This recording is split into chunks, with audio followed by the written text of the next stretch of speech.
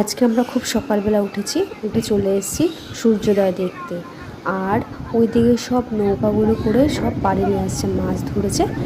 তো চলো দেখে আসি কী কী মাছ ধরেছে, আর তোমাদের দেখিয়ে দিলাম সূর্যোদয়টা। তো চলো দেখতে থাকো।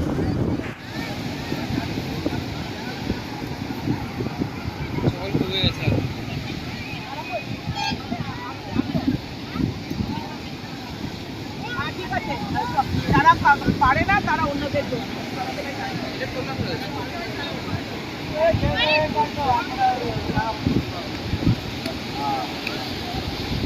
মাছ মামের মাল করে কোথায় আর